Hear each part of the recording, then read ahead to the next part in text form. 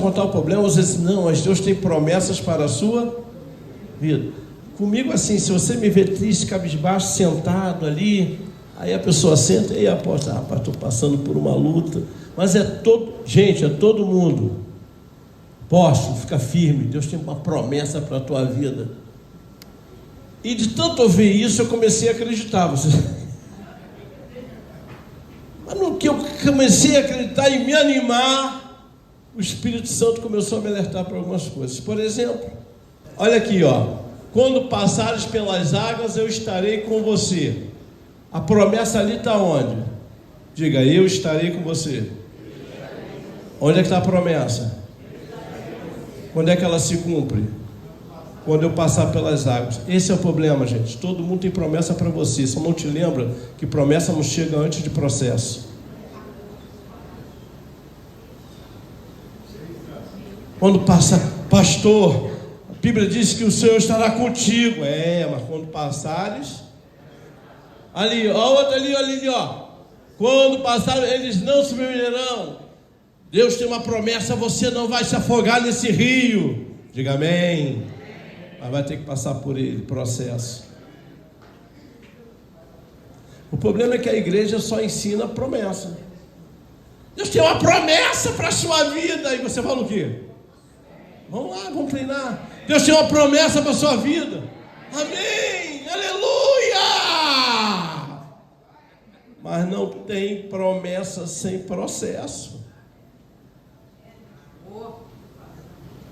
Você quer promessa, não quer processo, meu irmão? Ali, outro ali, Deus tem uma promessa, você não se queimará. Aleluia, glória a Deus, o processo. Quando passar pelo fogo. Onde é que está o processo? Quando? Agora pergunta se alguém quer essa promessa. Depois que sabe que ela é precedida pelo processo. Suas promessas têm processo, meu filho. Você não tem direito a nenhuma promessa cumprida na sua vida sem que você não passe primeiro pelo processo. O problema da igreja é que a igreja é fraca de Bíblia. A igreja é fraca, líder fraco, pastor fraco de Bíblia, apóstolo fraco de Bíblia. Fica liberando o processo. Aí vem a turma do louvor e libera a promessa. Deus tem grandes promessas na sua vida. E a igreja vai se agarrar aqui. E o cara fala um amém, né? Ninguém chega e diz amém. Aí o Espírito Santo diz, vamos deixar o pessoal desanimar. É um texto que me chama a atenção. Imagine só, eu vou ler a Bíblia, eu vou orar com vocês. Só fazendo pano de fundo para vocês entenderem a mensagem. Quanto tempo Israel caminhou no deserto? Quem lembra? 40 anos. Em linha reta? Não. Fazendo o quê? Dando volta. Dando o quê? Volta. Aí agora chegou a hora de conquistar a terra. Primeiro obstáculo, Jericó. Gente, pare para pensar o que deu na cabeça de Deus quando ele disse assim, já caminharam 40 anos... Quem caminha 40, caminha mais 6 dias dando uma volta de mais ou menos uns 40, quase uma hora, a cidade era grande, e no 7º dia iam dar 7 voltas, e na última volta gritar. Eu me pergunto, e queria fazer essa pergunta para vocês, porque aqui é só líder, então só tem cabeça pensante, por que Deus usou essa estratégia? Por que Deus não botou logo o pessoal para guerrear? Se ele ia derrubar a muralha, como de fato derrubou, porque ele disse, olha, cerca a cidade, quando eu der o comando, grita. Não. Deus disse, não, Israel aguenta mais um pouquinho. Caminharam 40 anos, vão caminhar agora, mais uma vez, 6 dias.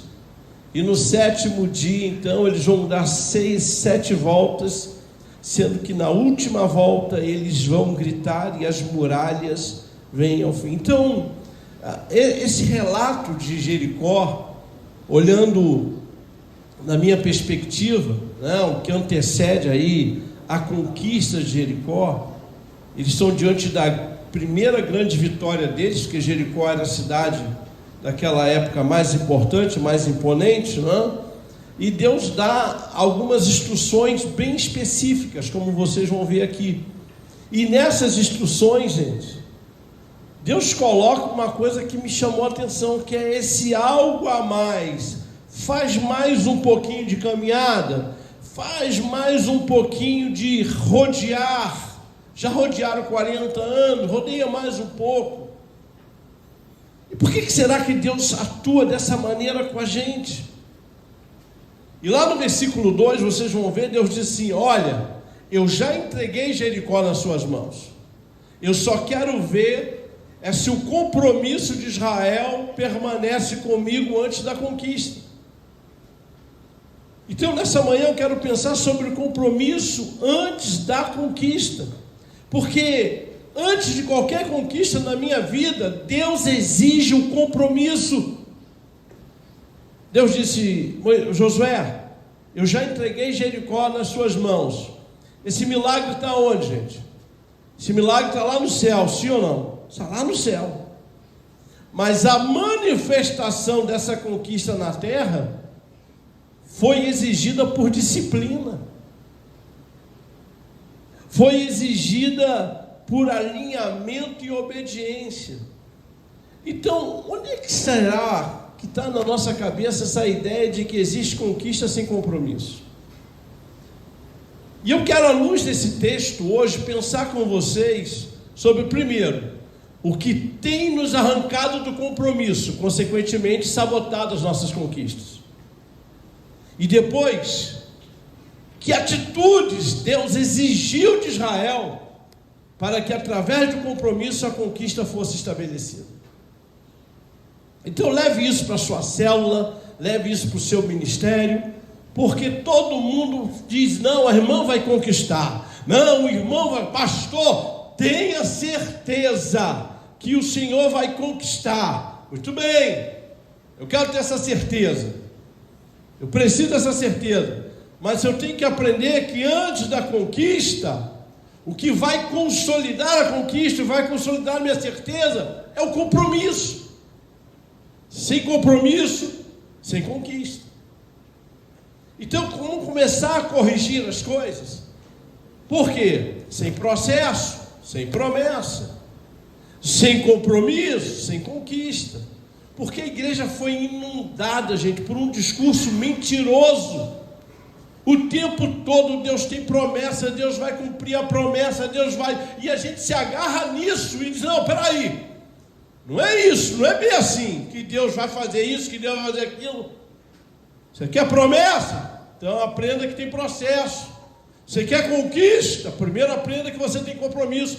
Deus não pode realizar compromissos na vida de quem não tem compromisso. Deus não pode realizar conquista. É por isso que você vai ver crente a vida toda patinando, e você diz: meu Deus, o que houve com aquele rapaz?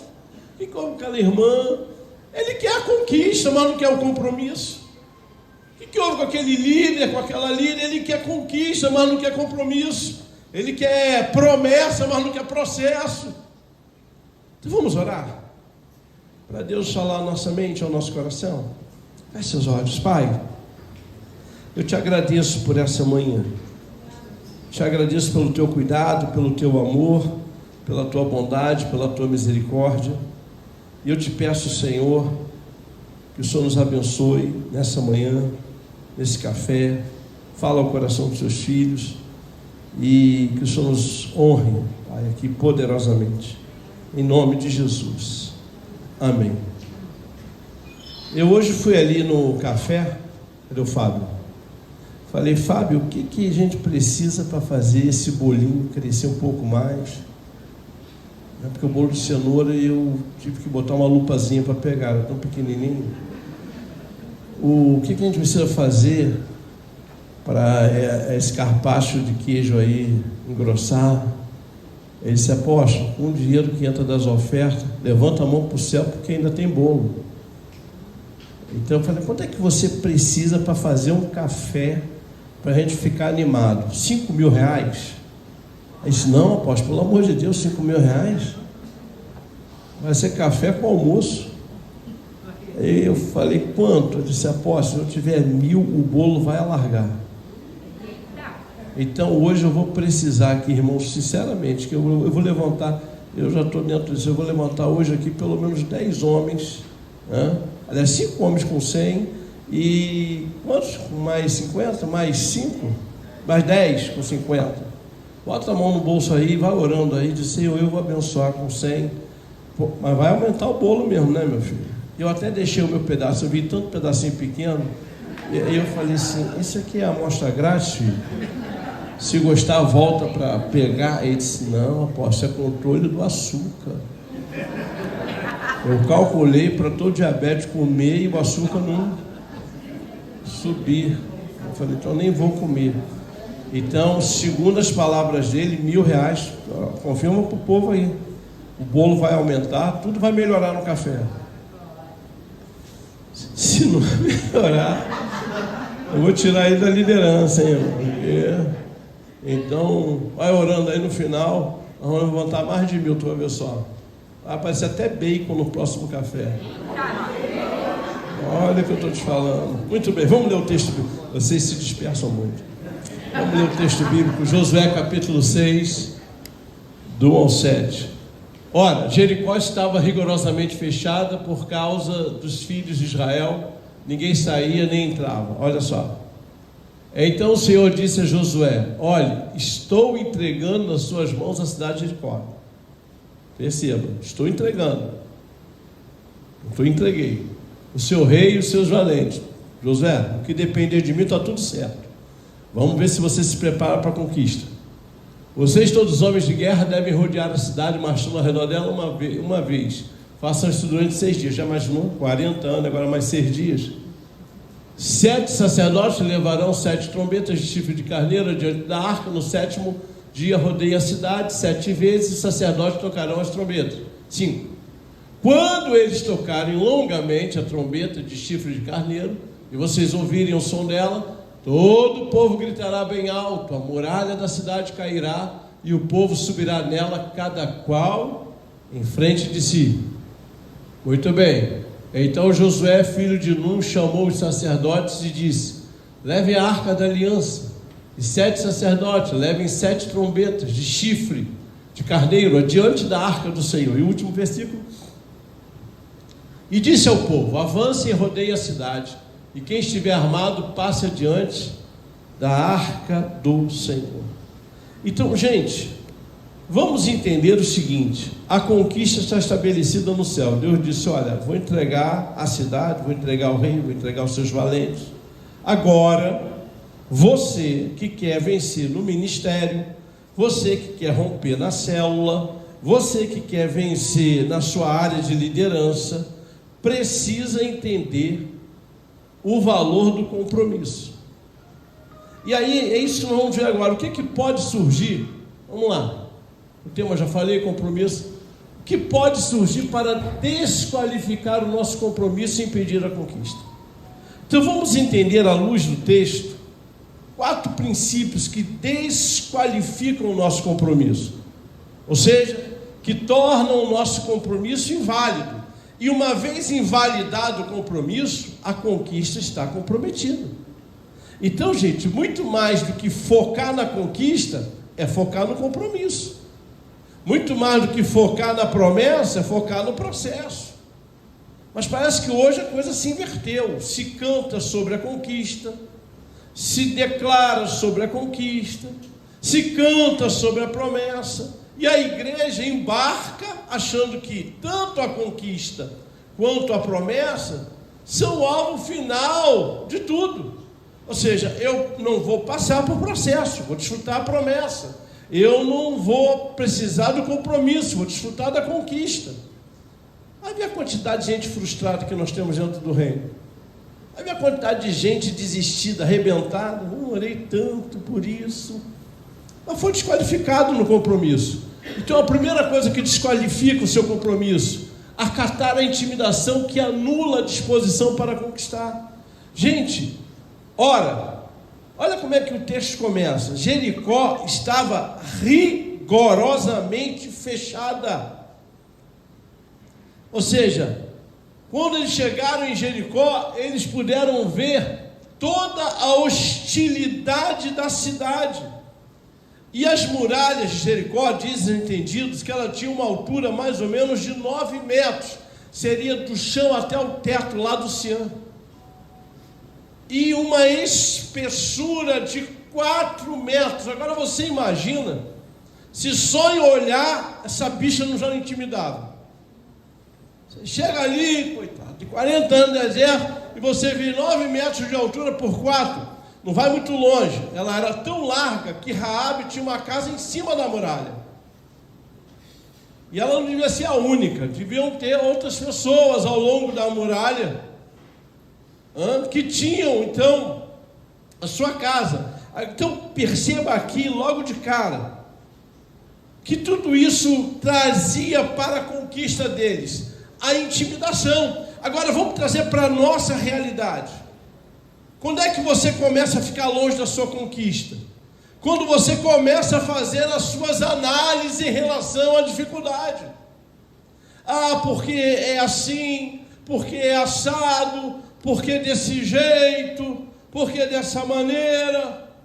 Eu até achei interessante, essa semana conversando com o pastor Nock disse assim, olha, o pastor fulano, um pastor procurou e disse, rapaz, nós temos que fazer alguma coisa. E aí disse, por quê? Não, porque a igreja Batista Atitude está abrindo uma célula aqui. Aí ele falou comigo, disse assim, se a igreja Batista Atitude resolveu o problema no complexo alemão, isso aqui vai virar o paraíso. Tem 1.200 igrejas lá dentro, não resolveram. Agora vamos ser, aí falei para ele, o problema é que o pessoal não raciocina. Porque ele falou isso como se fosse um tom de cobrança nosso. O senhor não vai fazer nada? Irmãos, vocês acham que quem vai liderar o trabalho da Atitude aqui mora lá na beira-mar? Vocês acham isso, hein? Que a Atitude pegou lá o cara que mora lá na cobertura, que dá de cara para o mar, e disse assim, você vai ser líder de célula lá no complexo alemão. Valei-me Jesus Cristo. Irmãos, alguém lá teve brilhante, depois quer saber uma coisa, vamos separar cada um no seu quadrado. Aí, irmão, eu sei que você vem aqui, começa um trabalho lá no complexo alemão, não é de lá? Só começa lá o trabalho lá. Eu disse para ele, pastor Nock, eu vou ficar maravilhado quando o senhor começar a abrir célula na Barra. Apóstolo, conseguimos abrir uma célula na Península, conseguimos abrir uma célula aqui naquela principal, qual é a principal? Abelardo Bueno, Renan Betiba. Aí é algo sobrenatural, hein? O teu patrão falou assim, começa uma célula aqui na minha casa, aqui na minha... Então, gente, essas inocências, não dá para a gente ficar intimidado. Meu Deus, e agora? Eu quero que abra mais, eu quero que abra Atitude, assim Atitude, a Vivinha, a Mortinha, novos começos, velhos términos. O que abrir, para mim, está valendo, não estou preocupado com isso. Você imagina? Mas é que nós somos inocentes. Não, mas inclusive tem uma célula da Atitude aqui na Zona Norte. Tá, agora quantas igrejas na Zona Norte tem célula na Zona Sul? É essa a realidade que a gente tem que estudar, gente. Aí fica intimidado. Como é que vai ser? Não sei como é que vai ser. Eu sei que tem pobre que não aguenta de segunda a sexta ficar vendo morro bandido, sábado, domingo o cara quer ir para a Zona Sul, ele quer ir para a Barra, ele vê aquelas avenidas grandonas, chega lá, irmão, tudo perfumado, cheiroso, bonito, aquele telão. Aonde é que a tragédia acontece? Eu vivi essa experiência que eu vou contar só para o senhor. Tinha um casal que saiu daqui e foi para essa igreja. 6 meses eles voltaram. Eu disse, o que houve? Eu disse, apóstolo, acabava o culto, a gente chamado para comer uma pizza, eu e minha mulher, numa noite, 300 pratas para comer pizza. Quem é que aguenta isso, pastor? Morando para cá, hein? Sentindo o ventinho quente depois do túnel. É todo mundo, hein? Que vai todo domingo, vão sentar 300. Não. Aí vai ter aí eu entendo que deve ter a ala dos pobres, que vai parar lá na padaria Santa Marta, tem a ala dos ricos. Mas o que eu quero colocar com vocês? Intimidação, gente. E é interessante porque Porque a intimidação, ela surge às vezes dentro da própria igreja. Ah, mas isso aqui não muda. Apóstolo, tem vezes que me perguntam, você acredita realmente que isso vai mudar? Isso aqui não me intimidar.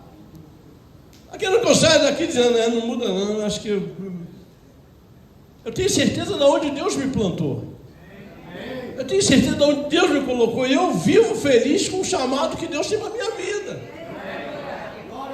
Eu sempre digo para Jesus, meu maior medo de eu ir para a Barra do Sul, que eu gostar de lá. Irmão, se eu gostar de lá, eu não volto a pisar aqui. Eu vou arrumar motivo para não estar aqui. Eu me conheço. Eu sei que eu sou diferente de você. Se você morar na Barra, tu não sai daqui, porque o seu amigo está enterrado aqui. Você é cria. Não é isso? Fulano não é cria? Não é assim que fala aí no morro? Cria. É cria. Você é cria. Eu não sou cria. Eu sou cria da Cidade Alta. Saí de lá. Quando eu voltei lá, deve ter o quê? Um mês que eu voltei lá. Meu Deus do céu, quando eu entrei, eu fui entrando orando, falei, meu Deus, por que eu não estou passando ali na Canitá? Ai, meu Deus, valei-me, Senhor, me guarda, prefiro a Alvorada, Jesus. Ai, meu Deus. Era tanto bandido naquela área lá, onde eu fui criado, eu disse, meu Deus do céu. Então, intimidação, gente. Intimidação que a tua célula não vai crescer, intimidação que o ministério não vai crescer, intimidação que aqui não cresce nada. Então, os próprios, vocês acham, por que vocês acham que Deus mandou a turma marchar de boca fechada? Quem ia desanimar o coração de Israel não eram os habitantes de Jericó, eram os próprios israelitas. Josué está doido, será que Josué acredita mesmo que isso vai cair? Deus disse, Josué, oi, tem um comando aí, todo mundo de boca fechada. Deus conhece o povo que tem. Ah, não é, gente? Irmãos, quem mais tira o incentivo de um líder na nossa geografia são os que vivem na geografia. Aonde eu vou, qualquer lugar que eu vou, eu lidero no Engenho da Rainha. E aí, o pessoal, Engenho da Rainha, bodega deve ser Engenho da Rainha, o mosquito cobre no mapa do Rio. Onde fica mais ou menos? Aí eu falo, estou a 2 retas da Barra. Então deve ser um lugar bom. É bom. Mas só tem uma outra referência, Complexo Alemão. Chega a se benzer. Tem uns que falam, valei-me Jesus. Mas dá uma palavra de incentivo. Não, fica lá mesmo. Não, Deus vai fazer a obra lá. Aqui eu encontro quem será. Se eu pudesse, se eu isso, se eu aquilo. Eu fico feliz aonde Deus me plantou. Outro dia uma igreja me ligou, ela ficou sem pastor, e disse assim, pastor Alexandre, tudo bom? Tudo bem? O senhor aceitaria concorrer no nosso processo de sessão pastoral? Eu falei, meu filho, a sua igreja é maravilhosa, se eu estivesse pensando em me aposentar, seria um lugar bom para a gente passar a velhice, beira de praia, mas eu ainda estou com muito compromisso aqui. Nesse tempo eu não posso estar servindo vocês aí. Mas não fechei a porta, né, pastor? Ó, deixei nesse tempo, deixei a porta encostadinha. Nesse tempo, nunca fecha a porta, viu, irmão? Isso é arrogância. Nesse tempo, sabe, quando eu envelhecer, quiser uma beira de praia, estiver vazio lá no ministério. Por que, gente? Porque a intimidação anula. E olha, a intimidação acontece na célula, a intimidação acontece na rede. Então, como é que ele nos intimida hoje? É interessante. Ele foca no tamanho dos obstáculos. Olha o tamanho do obstáculo que nós temos aqui. Olha o tamanho da guerra que nós vivemos, gente. Eu não sabia que esse professor era tão amado e entupiu o cemitério. Eu não sabia que o MC Pose também era tão querido, entupiram lá a porta lá do presídio. Olha o tamanho, gente, da intimidação. Nós olhamos, acabamos abrindo, não tem jeito não, se não tivesse jeito não era para construir isso aqui, porque eu vou ver muitos jovens sendo no tráfico aqui. E outros projetos que nós vamos levantar. Nós somos, não sei se eu posso falar, Flávio? Flávio está com um negócio no coração, ardendo no coração dele, veio falar comigo, de construirmos aqui oh meu Deus, dormitórios para fazer os nossos encontros aqui. Ele disse: apóstolo, vai dar certo, vou abraçar essa causa com macieira. E a ideia deles é a gente fazer sempre sexta-feira uma feijoada, vender e todo o recurso investir com um dormitório para 50 mulheres dormirem, 50 homens, e todos os projetos serem feitos aqui no Cian. Aí eu chamei ele, macieira, falei: vocês têm certeza disso? É isso que vocês querem? E aí disseram: não, queremos fazer isso. Falei: então tá bom, então eu vou atrás só incendiando. Já desenhou, tem até a planta ali que fez um ato profético. Ele fez a planta ontem ali para mim, mostrando. Falei: rapaz, ficou bom. Agora já pensou: não vou fazer mais obra aqui não, que aqui é tudo violento, aqui é tudo complicado, que o dinheiro está assim, que o dinheiro está assado. Irmãos, Deus vai mandar a provisão. Amém? E ela já mandou. Ele já mandou, está lá. Agora não aceita intimidação. Deus está entregando nas nossas mãos essa geografia. Deus entregou nas nossas mãos. Ele só não quer que você intimide. Segundo, vamos lá rapidinho, que tem almoço ainda. O que pode surgir para desqualificar o nosso compromisso? A impaciência diante dos processos. Diga impaciência.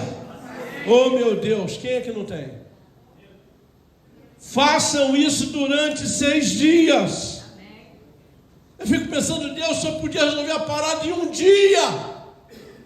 Para que 6? Para que 7, Deus? Em um dia. E o plano de Deus era bem meticuloso, né? Era repetição em cima de repetição. 7 dias, 6 dias de marcha, sem nenhuma mudança, sem nenhuma rachadura, sem nenhuma fissura, sem nenhum resultado. Então preste atenção: nós abandonamos processos quando não vemos sinais, porque a impaciência nos rouba da conquista. Amém. Deus prometeu? Diga amém. Amém. Então Ele vai cumprir. Amém. Não questione os métodos de Deus. O tempo de Deus é perfeito. Aliás, tudo que Deus faz é perfeito. O time dele. Israel passou quanto tempo no deserto, gente? Vamos lá. Aí ele sai para conquistar. Você já imaginou se Deus disse: olha, eu vou levar Israel para uma terra que não tem nada? Aí imagina, a terra não tem nada, não tem padaria, não tem mercado, não tem oficina, não tem restaurante. Deus disse: não, o tempo que foi roubado durante os 400 anos que vocês passaram no Egito e mais 40 no deserto, eu vou mudar essa história. Toda a cidade que vocês conquistaram, aquela padaria que era do Amonita vai ser tua, aquela farmácia que era do Edomita vai ter teu, aquele restaurante que pertencia ao habitante de Jericó vai ser seu. Eles matavam as pessoas, expulsavam, estava toda a estrutura lá. E por que Deus fez isso? Porque Deus está remindo o tempo.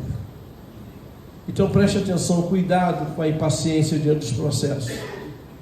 Se Deus te prometeu a conquista, não abandone por causa da impaciência. Tem 10 anos que eu estou orando por propósitos na minha vida. 10 anos que eu choro, 10 anos que eu me coloco ali diante do Senhor, me renova, me dá estrutura para não desistir. Tem hora que eu desabafo com Deus, digo: poxa Senhor, está demorando, hein? Não reclamo, não murmuro, mas me dou o direito de gemer. Senhor, me dá um sinal. E aí vem Ele com um sinal, me dá uma certeza, vem com a certeza, e Ele está trabalhando com certeza a minha impaciência. Vocês não são impacientes, graças a Deus, daqui dá para ver, só tem gente paciente aqui.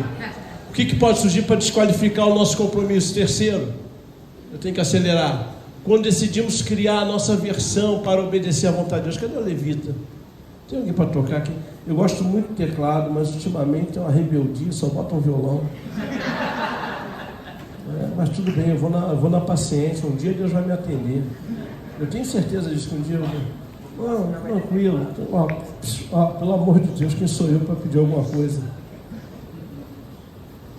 Pega uma cadeira também para ele não tocar em pé, vai me constranger. Basta um só em pé, toca sentadinho. Não, vai por mim, bota aí, isso. Faz o que eu estou te falando. Pode ser que alguém diga: depois o Gabriel vai ficar em pé, não sentou mais o garoto. Tudo que eu tenho é teu.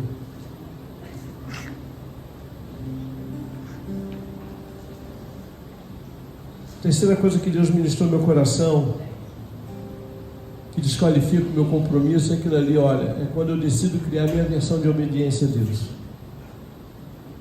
Está uma loucura no nosso meio. Está arrebentando com a gente, arrebentando com a igreja, arrebentando com o líder de célula, com o líder de rede, líder de ministério, pastores. A orientação de Deus foi: os sacerdotes levarão 7 trombetas à arca da aliança. Não gritem, nem façam ouvir as suas vozes. Gente, havia sido dado o número exato dos sacerdotes, os tipos de instrumento, a ordem da marcha, o comando do silêncio absoluto. E o que acontece que eu vejo que desqualifica para a conquista? Quantas vezes nós queremos modificar aquilo que Deus não modificou? Queremos interpretar do nosso jeito, fazemos a nossa versão. Então aquilo que era pecado, hoje já não é mais pecado. Aquilo que antes eu orientava, hoje eu não oriento. Eu justifico as minhas desobediências como não sendo importantes. Não, olha, está todo mundo fazendo. Isso é terrível. Mas a igreja tal faz assim, a igreja tal faz assado. Você não tem ideia da quantidade de sugestões que aparecem aos meus ouvidos que é feito em determinadas igrejas. Como que se eu tivesse que abraçar tudo isso e dizer: bom, agora vai dar certo porque eu estou imitando o fulano, agora vai dar certo porque eu estou imitando a ciclano. E isso realmente, irmãos, é uma das coisas que quem é pastor aqui sabe que é chato, porque as pessoas não querem que você pare para orar e buscar em Deus a direção. Elas querem que você seja uma cópia da igreja tal, uma cópia disso, uma cópia daquilo, porque a igreja tal tem essa característica, porque o ministério tal investe nisso. E eu louvo a Deus porque eles investiram, estão achando o espaço deles. Deus tem um propósito para cá. E enquanto eu não for capaz de decidir que a versão que Deus tem para cá é Ele que vai dar e não sou eu que vou copiar, a gente fica nessa angústia. Nós queremos misturar métodos humanos com princípios divinos. Nós queremos criar alternativa. Então Deus, gente, abençoa a obediência integral e não a parcial. O que tem desqualificado a nossa conquista? E que para mim é muito... É justamente querer adaptar a vontade de Deus à minha preferência. Eu tenho certeza que se Deus fizesse uma enquete, de longe ele perderia, a ideia dele perderia. Imagina, essa ideia não tem nenhum sentido humano, lógico. Você passou 40 anos marchando e Deus vai te pedir mais 6 dias. Você é favorável, depois de 40 anos dando volta, dar mais 6 dias de volta? Eu duvido que se você estivesse lá, você respondesse: sou, Ou será que Deus não tem outra maneira? Será que Deus não tem outro jeito? Será que Deus não tem outro método? Será que tem que ser esse método? Então vamos pedir isso hoje: Senhor, eu não quero liderar para adaptar a Tua vontade às minhas preferências. Eu quero que a Tua vontade se estabeleça sempre sobre o meu querer, que a Tua vontade esteja sempre na minha vontade. Eu não estou nem aí se A está fazendo diferente, se B. Eu quero fazer o que o Senhor deseja. Às vezes quando a pessoa diz: mas o senhor é muito chato, o senhor é muito rígido, o senhor cobra muito. Talvez seja porque eu não quero fazer o evangelho adaptado à minha vontade. Não quero fazer o evangelho de acordo com o que eu penso. Então, meus amados, nós estamos vendo um tempo em que as pessoas estão assim, elas estão ditando para Deus como é que vai ser o ritmo. Porque não querem gastar tempo com oração, não querem buscar: Senhor, o que o senhor quer? O que o senhor deseja? Deus, já que o senhor não fala nada, eu estou fazendo. Meu Deus. Quarto e último, gente. O que pode surgir para desqualificar? A falta de unidade que fragmenta o compromisso e compromete a conquista.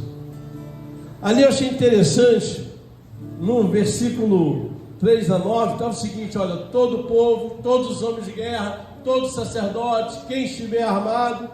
O que isso tem a ver? Gente, havia uma coordenação entre sacerdotes, capitães, soldados. Havia uma orientação entre os levitas, todo o povo. Cada um tinha uma função específica. mas cada um dependia do outro. O que nós temos aqui? A unidade.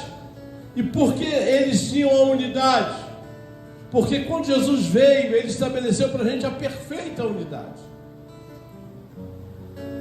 E o que me chama a atenção nesse texto especial aqui, nesse versículo, é que nós às vezes queremos criar divisão, não para agradar a Deus, mas para nos agradar, porque havia uma divisão aqui, mas uma divisão regida pela unidade.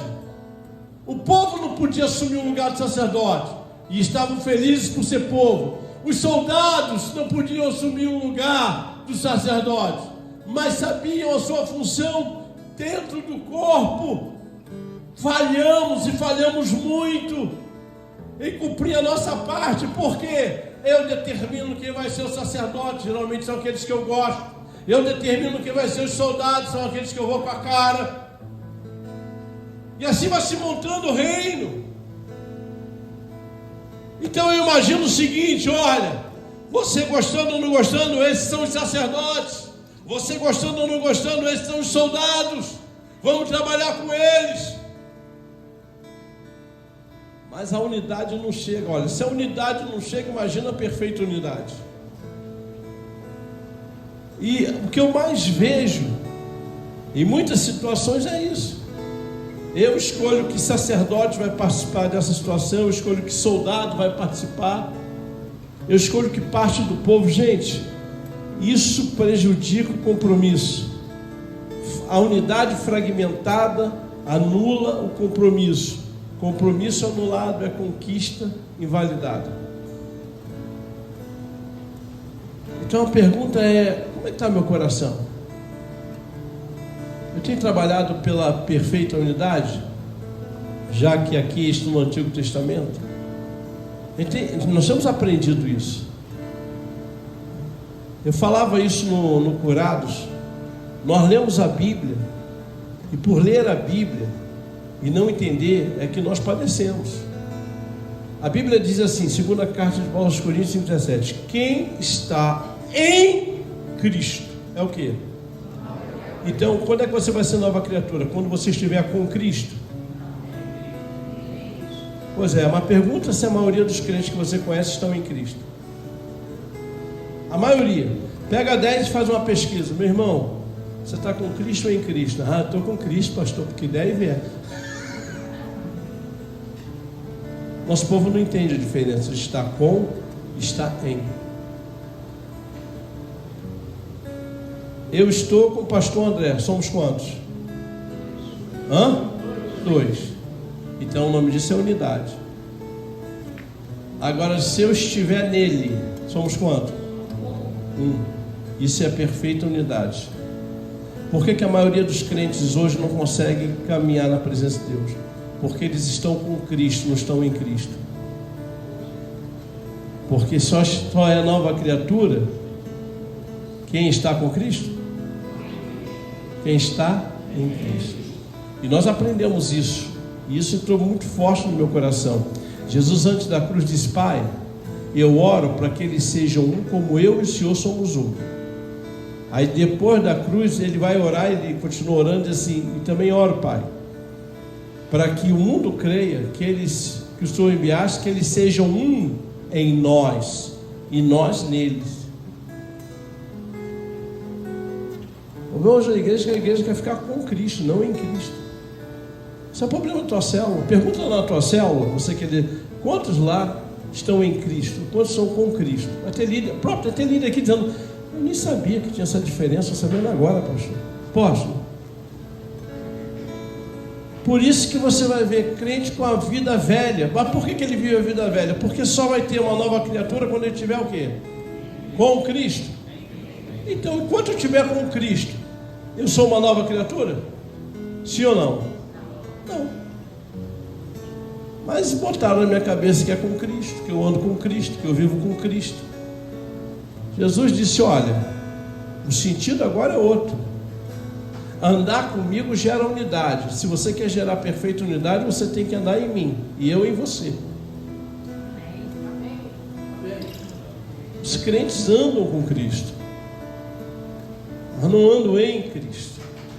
E vai para o português para você ver se não existe uma diferença do em e do com. E é uma diferença absurda. Mas o que a igreja hoje ensina os crentes? Andarem com Cristo. Ele nunca pediu isso. Quem está em Cristo, nova criatura é, as coisas velhas, no dia que a igreja começar a andar em Cristo, o Curados para Curar, por exemplo, vai ser só para outras igrejas de fora, porque os de dentro vão estar organizados emocionalmente, estão em Cristo. Tem gente que diz assim: eu já passei pelo Curado 3 vezes até ano de jeito, apóstolo. Eu disse, menos mal que cada curado é um momento novo, né? Vai tentando, um dia você consegue, uma hora faz bingo, né? Uma hora preenche a cartela, 10 curados, bingo! Por quê? Porque ele não vive em Cristo. Por que o pastor desiste do ministério? Porque ele vive com Cristo. No dia que ele viver em Cristo, eu estou vendo, eu não vejo novela, a não ser bíblica, e eu estou vendo essa série Saulo, e ontem me chamou a atenção, é por isso que é bom às vezes você ver a coisa. O Saulo, dando o testemunho dele, ele disse assim: Jesus me disse o quanto eu iria sofrer por ele. Quem aqui gostaria sinceramente de ouvir Jesus falando: você vai sofrer porque você agora é meu servo? O que as pessoas querem ouvir hoje, gente? Olha que coisa tremenda. Você vai numa reunião, naquele congressão de pastores, aí o cara: o senhor manda te dizer que vai te usar muito. Aí tu chora, hein? Aí tem uns que ainda abrem a boca e dizem: eis-me aqui, Senhor. Ele pensa que vai para Bahamas, vai para... Eis-me aqui, Jesus. Você já parou para pensar que se Jesus te usar é para você sofrer? E você ainda tem o desplano de dizer: eis-me aqui, Senhor. Pega, Deus fala para Paulo: Paulo, eu vou te levar para você sofrer.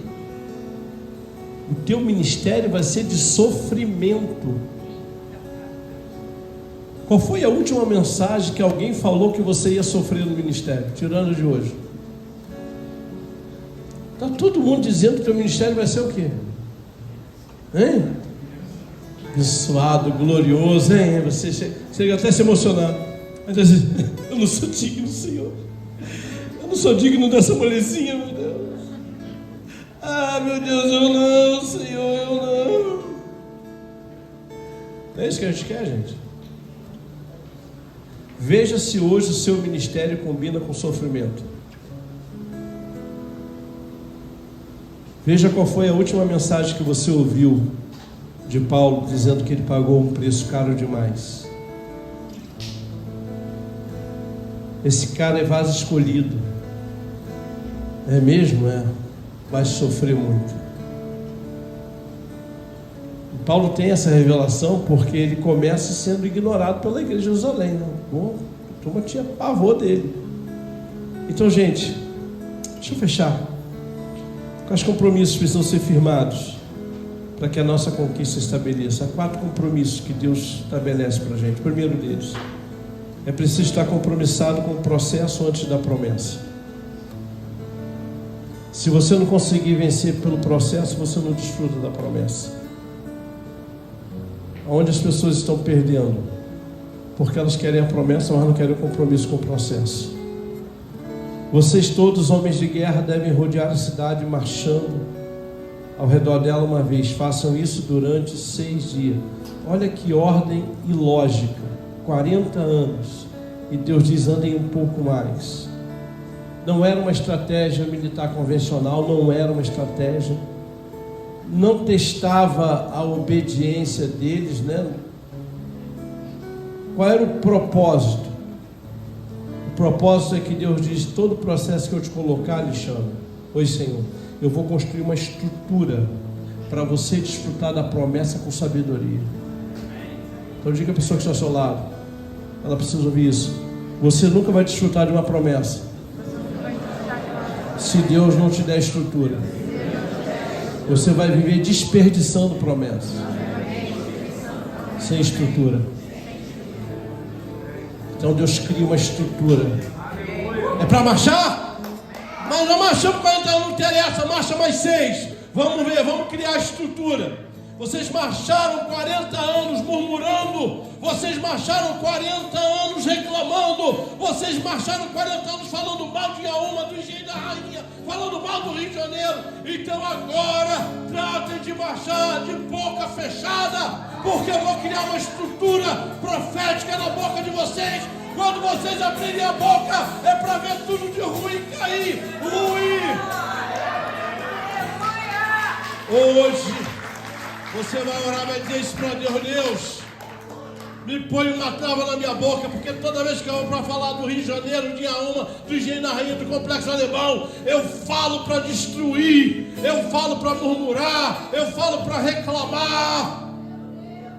Você não tem estrutura para essa conquista que Deus tem. E eu vou orar para Deus tirar do meu caminho todo mundo que fala mal desse lugar. Senhor, leva. Não deixa do meu lado não, Pai. Cria estrutura. O que é que nosso apóstolo falou? Ele crê que Deus vai fazer, então Deus vai fazer. Está de mal a pior. Aqui está isso, Senhor, leva. Em nome de Jesus, Senhor, leva para a Barra da Tijuca, leva para o Recreio, leva para o Raio Parta. Mas não deixa perto de mim, Senhor. Deus me deu uma palavra, disse: meu filho, não tem como. Você marcha calado e tem gente ao lado murmurando. Eu não vou poder te dar uma conquista com gente que não sabe andar em silêncio. O que é isso, Senhor? Eu vou criar uma estrutura. Então proíba na sua célula. Falou mal desse bairro, disse: ei, se você não pode profetizar, faz que nem Israel em Jericó. Fique em silêncio. Proibido. Amém, Deus. E quando teve aquela operação aí de que entupiu de polícia, aí eu fui almoçar, eu falei: você vai almoçar? Se você vai almoçar, ele vai nesse tiroteio. Pô, tá maluco? Não. O diabo sabe quem é quem no território. Irmãos, eu fui na hora que eles ainda estavam descendo com a plantação do agro. Estava enchendo o caveirão de plantação do agro. Ih, deu baixa no agro. Um montão de pé de maconha. Que devia ter gente lá dentro chorando, para João estava no mapa. Disse: meu Deus, tanto esforço para nada. Almocei, comi, voltei. Então Deus precisa criar estrutura. Cuidado com as pessoas que estão perto de você, que anulam as conquistas. Primeira coisa que Deus colocou: tem que estar compromissado antes da promessa. Eu não posso ter líder do meu lado que não está compromissado com a promessa que Deus me deu de ver esse lugar transformado. Então, Senhor, faz um favor para mim, Senhor. Me leva, tira, leva para outra igreja, leva para outro ministério. Leva, Jesus. Mas sai todo mundo, a igreja não é minha. A igreja não é minha. O que não dá, irmãos, é eu marchar com o murmurador, é eu marchar com o pessimista. Deus virou e disse: ei, ô Josué, oi Senhor, meu filho, esse povo passou 40 anos podendo falar e só murmurou, só reclamou. Então vamos ensinar uma coisa para eles. Nesses próximos 6 dias eles vão ter que marchar de boca calada, porque senão não cria estrutura, continua a estrutura de murmuradores. O que você imagina? Você imagina se Deus não dá esse comando? Fala a verdade, se não encontrar uma meia dúzia do céu lá, será que vai acontecer mesmo? Será que vai cair? E gente que está comigo na liderança, será mesmo que o que Deus falou para o apóstolo vai acontecer? Eu não acho, sinceramente eu não acho. Então Deus disse: calados. Você não pode ter uma promessa se você não tem estrutura para desfrutar dela. Você tem ideia mais ou menos quanto é que se gastou aqui, nesse restaurante? O dia estava falando comigo. Passou de 1,5 milhão. Aí ele falou assim: como é que pode passar 1,5 milhão num lugar e a gente não vê? Aliás, só 2 coisas no mundo me marcaram a atenção nesse momento. foi como passou 1,5 milhão aqui, a gente não viu, e como é que a esposa do MC Pose mexeu 250 milhões e ninguém, o COAF, ninguém pegou ela. São dois milagres maravilhosos. Ela movimentar 250 milhões e ninguém perceber, e aqui mexeu 1,5 milhão. Já tem aqui 1,5 milhão. E pergunta se esse 1,5 milhão deixou alguém endividado, falido, arruinado, com o nome aí protestado. Mas por que, irmãos? Porque a gente está fazendo a obra de boca calada.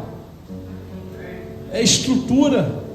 Se ele der uma rede, você mesmo não confia na rede? Não, pô, que difícil. As mulheres apostam, não colaboram.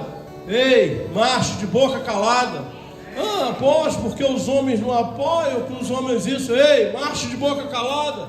Ah, porque os jovens não chegam juntos. Macho de boca calada. Porque você não desfruta da promessa, que você não gerou um compromisso antes. Que compromisso? Com processo. Ora mais, busca mais, jejua mais. Ah, porque os adolescentes, ei, boca calada. Tinha alguém de fora? Cara, boca calada. Não, a gente fica o tempo todo sem compromisso. Só que é a promessa. Deus tem grandes promessas para a nossa rede. Deus tem grandes promessas para o Evangelho. Se depender de você, não. Por isso que Deus, meu filho, oi, diz para eles que eu quero que eles andem de boca calada. Mas por que, Senhor? Porque o silêncio ele gera uma estrutura para a promessa. Se ele liderar uma célula, toda vez que eu posso liderar uma célula, é tão difícil, eu sabia. Irmã Mônica, o CR é tão complicado, ninguém aparece. Ei, irmão, eu estava no café, fique de boca calada. Por quê? Porque não vai poder desfrutar da promessa se não tiver estrutura. Não tem estrutura, fica aí reclamando. Fica reclamando. Então vamos tirar isso do nosso coração, gente. Líder é diferente de liderado. Eu vou embora, quero nem saber. Olha, você não tem ideia Aí eu ia falar um palavrão. Da apurrinhação que é na minha cabeça. O senhor tem que ir para a Barra, o senhor tem que abrir uma igreja na Barra, o senhor tem que abrir uma igreja no Recreio. Eu digo, meu Deus, será que eu não posso cumprir a tua vontade? O senhor me prometeu que eu ia ganhar esse território. Agora fico eu. Irmão, mas quer dizer que não vai abrir? Vai abrir, Deus vai botar outros pastores lá. Vai abrir no Recreio, vai botar outros pastores. Vai abrir na Itália, vai botar outros pastores. Vai abrir na Europa, vai botar outros pastores. Deixa eu conquistar a terra que Ele me deu. Deixa eu lutar. E se você não está afim, não me deixa injuriado. Se é para ficar até o fim. Vamos embora. Vamos desanimar. Senão, Paulo não. Ninguém larga a mão de ninguém. Eu já falei para vocês, um dia que Deus fala assim, meu filho, eu estou vendo a tua luta, diz para mim para onde você quer ir, qual é o lugar que você quer ir abrir esse ano. Deus, com tudo pago, com tudo pago, com tudo que o Senhor vai dar, tudo. Genebra, eu quero morar na Suíça, eu quero ter o prazer de gastar franco suíço. Nós estivemos lá numa viagem que eu fui com o apóstolo. Uma coxa de frango, 8 frangos suíços. O frango vale mais do que o euro. O frango hoje deve estar batendo R$8. Então, uma coxa de frango, uma coxinha, coxa de frango, 8 frangos. Um frango é R$8, você calcula quanto é que é a coxa. Que aquele dia de frango assim. Aliás, lá a única coisa que ele comprou foi chocolate, né? 100 gramas de chocolate. Eu botei no cartão naquela época que o AF ainda era barato. Eu paguei R$79 de 100 gramas de chocolate.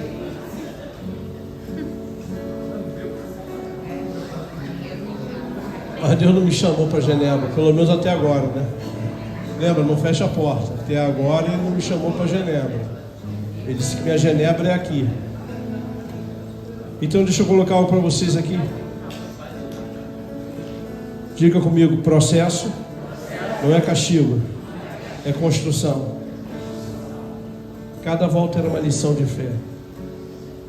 Cada volta era uma disciplina que Deus estava preparando aqueles corações.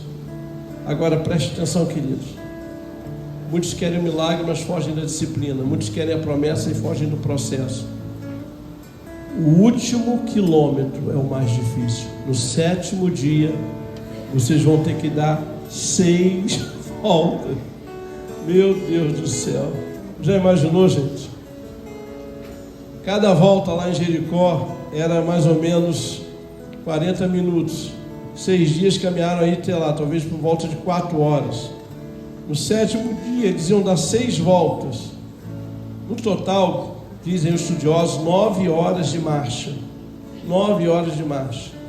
Deus está dizendo, persistam mais um pouco. Senhor, nos dá resistência para conquistar essa geografia, Pai. Não deixe meu coração desanimar por esse lugar. Segundo, compromisso. É preciso estar compromissado com o silêncio que trata o nosso caráter. Já falei sobre isso. Josué tinha dado ordem ao povo dizendo, não gritem, nem façam ouvir a sua voz, não digam uma palavra sequer, até o dia que eu disser gritem. Gente, olha que coisa interessante. O poder não estava no grito, o poder estava na obediência do silêncio. Então, a maior guerra que nós enfrentamos não é a externa, é a interna. É essa guerra aqui que eles estão enfrentando. Vamos calar a ansiedade? Vamos calar a visão que nós temos da geografia? Vamos calar essa visão? O que nós conversamos muitas vezes nos bastidores? O que nós conversamos muitas vezes entre nós? Será que eu consigo calar aí a murmuração, o medo, a crítica? Então preste atenção. Deus está nos dizendo aqui na semana seguinte, ei, aprenda o valor do silêncio. Não abra a tua boca para lançar maldição naquilo que você lidera. Não abra a tua boca para lançar palavra de derrota na terra que eu vou dar para vocês. O complexo está fechado, ninguém entra, ninguém sai. Mas Deus já nos entregou. Mas tem 1.200 igrejas aí. Mas a outra igreja está vindo para cá. Meu irmão, pode entupir de igreja. Deus quer escolher uma para entregar na mão dela. E é para mudar a geografia. Não estou um pouco preocupado com isso, não. Deus mandou andar, mas não mandou falar. Muitos líderes mais falam do que andam. Então nós temos que aprender o valor do silêncio enquanto fazemos a obra. Se você aprender o valor do silêncio no privado, no particular com Deus, você vai dar glória a Ele nos milagres, nas obras que Ele vai fazer no público. Então vamos ter isso no nosso coração. Mas por que esse silêncio? Diga comigo, que no silêncio eu estou construindo o meu caráter. Você imagina? Eu subo para o púlpito da igreja e digo, irmãos, nós vamos ver essa terra mudar. Mas lá na minha célula eu digo, olha, acho difícil, muito complicado, eu estou aqui há 20 anos. Onde é que está o meu caráter? Onde é que está o seu caráter? Então nem tudo na nossa vida é aleluia, é glória a Deus. Às vezes a gente tem que estar ali no silêncio ali, sabe? Pedindo ao Senhor, marchar em... Eu fico pensando atento. Gente, se coloca no lugar desse povo e pensa como é que para você isso não ia ser uma tentação. Fica de boca calada. Ia ser fácil para você? Não ia dar um...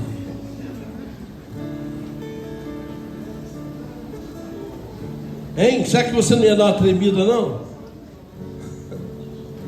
Dia após dia, vendo os inimigos e não poder falar nada, não poder ameaçar, não poder provocar, não poder gritar, não poder chamar para briga. Então preste atenção aqui, irmãos. Deus está dizendo assim para mim, meu filho, diz para eles que tem a hora certa de gritar. Tem a hora certa de gritar, meu filho. Tem a hora certa. Nós queremos reclamar, pressionar que as coisas... Eu recebi uma ligação, eu estava pregando na Redenção e uma senhora veio e me ofereceu um apartamento lá, um prédio lá dela. Dobrei meu joelho. Senhor, se não for bênção para a minha vida, se não for bênção para a tua igreja, não deixe esse negócio ir à frente. Liguei para ela e disse, minha irmã, não, estou aqui, quando eu voltar ali para o senhor, até hoje não ligou. Tá bom, Deus, o senhor está me livrando de alguma coisa. Porque, irmãos, se Deus comanda lá o diabo, tem autoridade, não vai ter autoridade, não vai dizer, Você não falou que ia dar lá o imóvel para a minha igreja? Liga lá para ele. Aí eu ligo, Deus está me livrando de uma dor de cabeça. Eu ligo, falo. Aí daqui a pouco eu vou reclamar. Eu falei para você ficar em silêncio. Quero para não falar nada. Tu falou, agora resolve. Esse problema é teu. Esse BO é teu. Eu já fiz a minha parte, eu orei. Não é para mim, se fosse para mim, eu ia ficar ligando. Fulano, só falou que ia me doar o imóvel para a igreja, então sua igreja é tua. Se não for para ser, nem deixa tocar, meu Deus. Deixa com ela, esse abacaxi já é dela, vai que ela transfere um abacaxi. Eu já tenho tantos, vou pegar mais um. Então não, se for do Senhor, o Senhor é dono da vida dela, mas ele é crente. Em tese ele é dono da vida de todo mundo, não, mas se for de crente, ele não pensa que manda mais? Então, pronto, acabou. Eu não fico nessa crise, nessa neurose, mas por quê? Porque nós queremos às vezes pressionar, nós queremos às vezes agir pela força do braço, e o segredo está na obediência. Então Deus não precisa do meu grito, Deus precisa da minha obediência. Terceiro, vamos lá. É preciso estar compromissado com a persistência que promove maturidade. Irmão, todo líder maduro tem que passar pelo compromisso da persistência. Eu não conheço líder maduro que não passou pelo compromisso da persistência. No 7º dia madrugaram ao romper da manhã. Olha que coisa tremenda. Da mesma maneira rodearam a cidade 7 vezes. Somente que naquele dia rodearam a cidade 7 vezes. Aconteceu que na 7ª vez, quando os sacerdotes tocaram as trombetas, Josué disse ao povo: gritem, porque o Senhor está entregando a mão. Vamos lá, no primeiro dia, hein? Imagine. Primeiro dia, bom, vamos ver o que acontece, né? E aí todo mundo saiu. Silêncio, hein, gente? Aí o cara voltou para casa, a esposa, aí ele podia falar, e aí? Vi nada demais. Aí tocou a trombeta lá no 2º dia. Será que caiu hoje? Será que a gente viu alguma fissura? Eles não sabiam quando iam cair.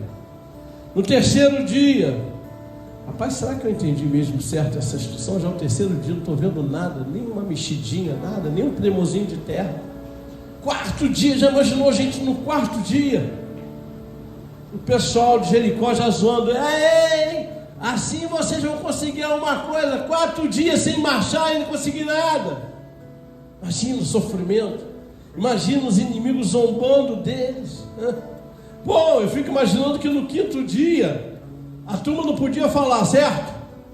Mas estava com o pé já gemendo. Meu pé está doendo, está me matando. Deus está falando para dentro: meu Deus, marchar nessa areia, nesse sol, não dá certo. 6º dia, gente, e amanhã, será que vai dar?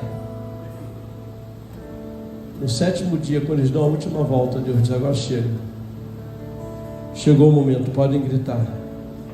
Não foi engenharia, não foi a força militar, não foi a estratégia humana, foi Deus dizendo: eu cumpro a minha palavra no tempo certo. Então persevera, porque na perseverança eu estou te amadurecendo. Mas após eu estou orando há tanto tempo, estou orando, persevera, está amadurecendo. O verdadeiro líder sabe que é na persistência que ele revela a maturidade dele. É na minha persistência que Deus vai revelar. Vamos terminar, fique em pé, porque vem o melhor da festa agora. Eu tenho que liberar vocês, isso acabou. É preciso ver compromissado com as disciplinas espirituais para gerar a estrutura de um conquistador. Gente, eu já disse para vocês por que Israel marchou 7 dias para gerar, porque a disciplina gera estrutura.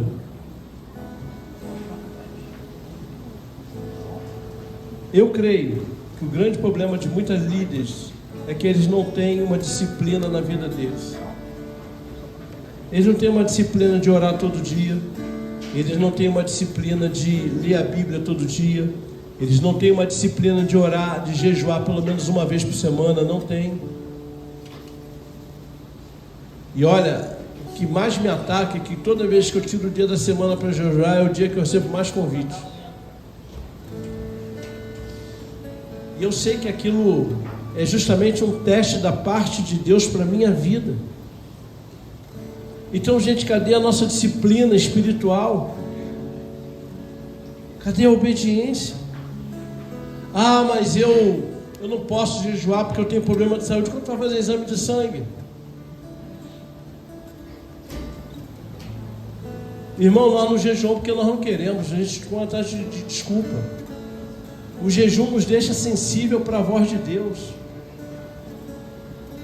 Toda vez que eu faço o meu jejum, eu fico sensível àquilo que Deus quer falar. Estou tirando as quintas-feiras para jejuar pelos casais do Reconexão.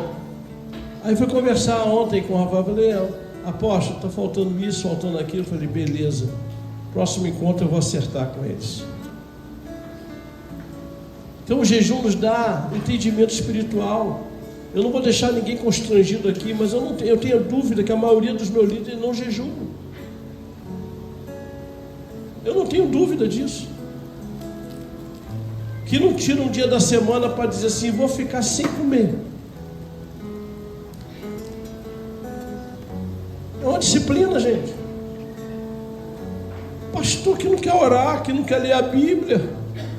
Como é que esse homem vai vencer uma depressão? Não consegue, vai se matar. Pastor que não jejua, ele não consegue aguentar a pancada da caminhada. Aí essa história, não, mas é porque eu não consigo. Não, você não quer, porque quando... Irmãos, quem já operou aqui, logo depois que almoçou? O que o médico diz? Dieta o quê? Zero. Dieta zero é nem água. Não é isso?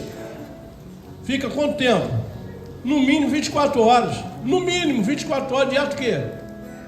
Mas você é capaz de ficar dieta com água para o seu Deus. Eu não consigo, eu passo mal, eu dou da tontura. Não é isso não. É que a fraqueza está te vencendo. Irmãos, eu faço jejum, eu vou para a academia malhar. Então não tem esse negócio de ficar fraco, mole. O diabo já sabe, o diabo já bota um tremor. Então hoje eu vou orar para que haja em nós o compromisso com a conquista. Eu não vou orar pela sua conquista. Você não merece a conquista que você não é compromissado. Então eu queria orar com você. Eu queria que você pedisse, Deus, eu quero disciplina com os compromissos. Eu não posso ter direito a uma conquista da qual eu mesmo não acredito. Eu não posso ver Deus trazer a bênção para esse lugar se eu falo mal dele. Você não merece um lugar que você não ama. Você não merece, você está no lugar errado. Hoje eu queria orar com você. E se você hoje está entendendo o seguinte, Senhor, eu quero ter mais compromisso antes da conquista, eu queria orar com você aqui. Sabe,